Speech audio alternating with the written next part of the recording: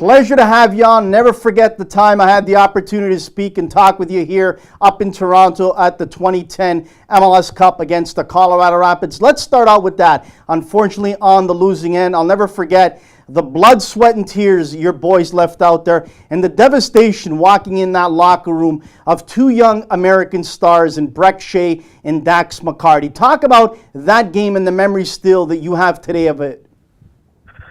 You know, I just had a speaking engagement today at Southern Methodist University where I spoke to the students in business school about leadership and managing.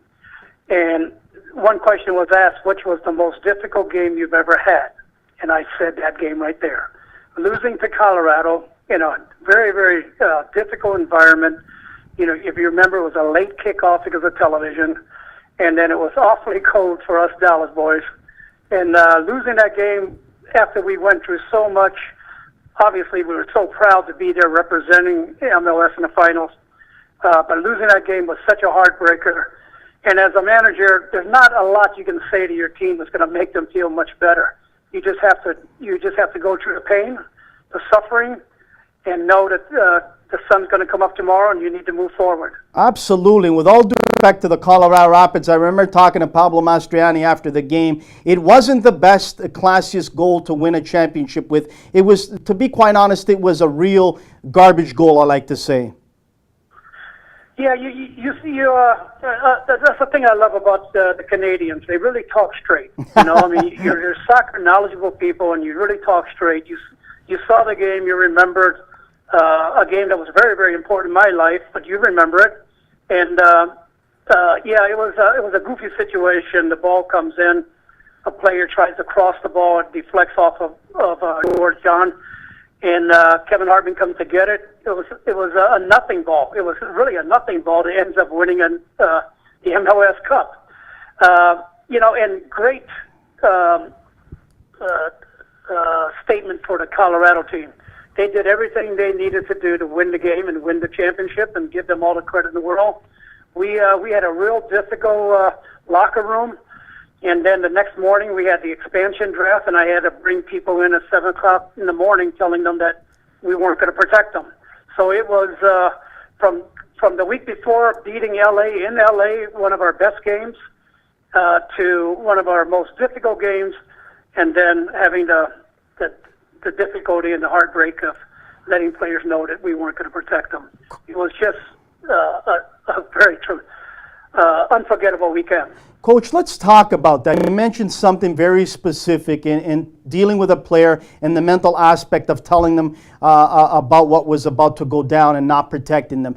Coming from the NCAA and then coaching in MLS, how did you approach conversations with a player in MLS and in the NCAA? In MLS, there's money.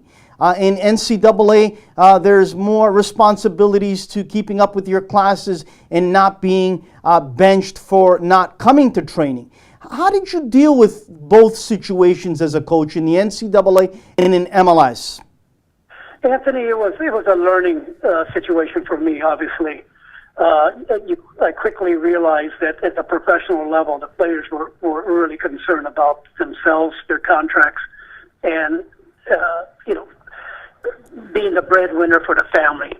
And it was their major concern, you know, the security and having a paycheck and being someplace where they want to be. At the NCAA level, you know, the kids are really there to get an education. And you use the phrase, we use the phrase in college of student athlete. There's a reason why we put student first. You're a student athlete, so you're here to get an education. Your soccer skills and your abilities might pay for that education with a scholarship, and you may have a wonderful opportunity to play professionally after your college, or you may leave early and go into the draft. But really, your idea is to kind of groom a young man and try to help that person become an adult in those 4 years during college, playing the sports that they love, maybe with a scholarship, and then hope for a future, but for sure having an education. Now you go to the professional player that, you know, we had players from all over the world, some very, very Some players didn't have any type of education at all coming, out of high school. And now they're playing professionally, and they're thinking about their future. They need their contract. They like to get a bonus. They like to make a living on it, because the thing with the professional player is that they have a small window to make their money and to get their security and save and invest. They have a small window, and that window gets smaller with potential injuries, and then as they get older. So I understand completely both sides, and I appreciate and really have empathy for them. The conversation's a little bit different.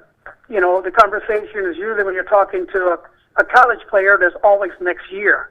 Very few players are seniors, so you're always saying, okay, you did great, let's focus on next year. In the professional level, they could be at the end of the contract, and they might play next year, but they could be playing on a different team. So